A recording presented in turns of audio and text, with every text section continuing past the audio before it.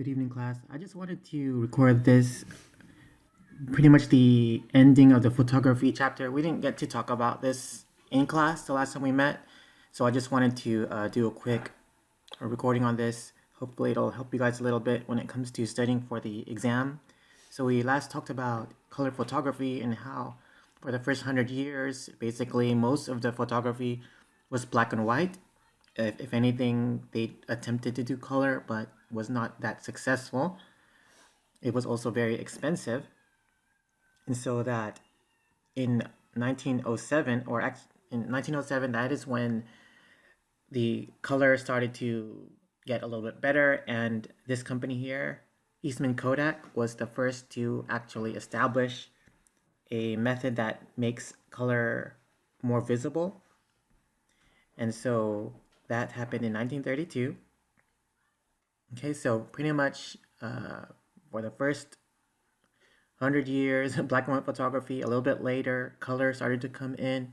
And you can imagine that in the beginning, the color photography was not exactly regarded as an art form, and that it basically stayed that way until the 1960s. So 30 years after color was being introduced, or after color was being used, then later it started becoming more as an official art medium. And so one of the reasons why color photography wasn't that popular was when people would look at color photography, there was a strong association with family photos. And so there's something, a more mundane quality that comes into looking at color photography. Okay. And so here's an example of color photography that ended up being in a exhibition. Okay, just from looking at the images here, you can tell that photographers are very much doing what painters are doing in terms of finding a better composition. You can tell from the, the diagonals being created by the hood of the vehicle. You can see the trunk in the distance there. Some interesting angles with the road and also the shadows. And again, when it comes to stronger images in general, we like to see good contrast, so a good balance between darks and lights being portrayed here. Very strong vertical line in the center, and more diagonal lines. And so this is William Eggleston, Untitled Nehi Bottle on Car Hood, Los Alamos Portfolio 1965 through 1974. Okay, so that is one example of color photography in an exhibition. And again, it didn't happen until the 60s. Okay. And so here's another example of a color photography that was in an exhibition. It looks a little bit different from some other photography that we're used to, due to the fact that this image was actually taken using a camera underneath the water. So this work here, the artist used the camera under the water, pointing up towards that moonlit sky. You can see through the bushes and the clouds here. And so these photographers are finding more ways to use the camera creatively. Okay. And what we're actually looking at is an example of how artist uses the paper itself as a way to create some interesting images. Okay. And so here is another example of color photography being used. And so we have this interesting duality. We have a boy's image being printed on a leaf. Actually, the exposure was being placed on that leaf instead of a paper. Okay, and underneath we have a butterfly. Okay, so you're probably wondering, why would the artist put these two things together? And so this work here is called Iridescence of Life, number 7, made in 2008 by Bin Dan. Okay, and what he does, he pairs these images of war victims with butterfly specimens and embeds them in resin. And so, some interesting things about Bin Dan, he's actually from Cambodia, and that in Cambodia there was a very tragic civil war, and that thousands of people died. And so, you could say it happened around the 60s and the 70s, sometime around the Vietnam War. Okay, and so there's a lot of work that is based off of that experience, especially from these people from Cambodia. That's probably the one event that really changed the way people were living in that country. And so this is another example of photography done by the same artist.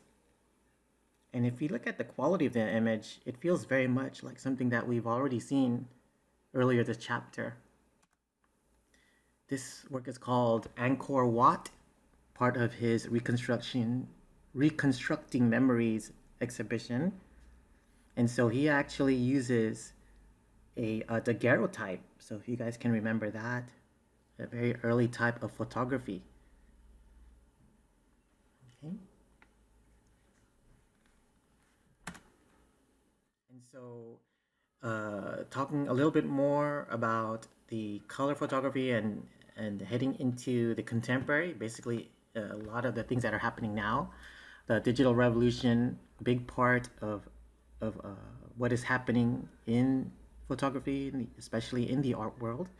So when we're talking about this digital revolution, we're talking about a shift from using chemicals and using film. In the past, what cameras were doing, basically burning the images onto these negatives. If you guys have probably seen these films of ribbon, and and you can see the picture on there. If you look really closely, it's actually just a negative, so an inverse of the actual image. And so when the photography shifted towards digital, you could say that many of the same things were being used, such as having, of course, a camera. You also have to select the lens. And so instead of saving the memory onto these ribbons, now they can save all of that information digitally. And now these images can be manipulated through things like Photoshop. Maybe you dabbled a little bit with a digital imaging program, especially on our devices. And so, something about this idea of photo manipulation, there's this idea here: a vehicle of truth no longer holds. And so, we're probably thinking, what does that mean? When it comes to images, we're not really sure whether or not someone changed it or edited it. And so, because of this, the specialness of photography has been reduced. And if you think about photography from the past, especially the ones that we looked at earlier in the chapter, the images that deal with the Great Depression or the low quality of life that the workers were experiencing, that was basically the truth. Whatever we saw was the truth through photography. But now, because of photo manipulation, that is no longer valid. Okay, and so here's another example of color photography being used. And if you can imagine walking into a gallery exhibition wall and you see this there, basically a collection of images, actually postcards, and that they are arranged this particular way, almost covering the whole wall. Okay, Zoe Leonard, You See I Am Here After All, 2008, approximately 4,000 postcards. Okay, and so Zoe Leonard was a very interesting artist in that she was basically criticizing the way people were using photography. People were using photography as a way to document where they are, but also as a way to maybe show off a particular lifestyle that is very extravagant. So she made this exhibition to, in a way, expose that idea. If I have so many of these pictures, if I have so many of these photographs or these postcards on the wall, then I guess I was there too. That's the idea behind this. Okay. And so if we take a look at this work here, okay, it looks like a basic color photo of someone's backyard.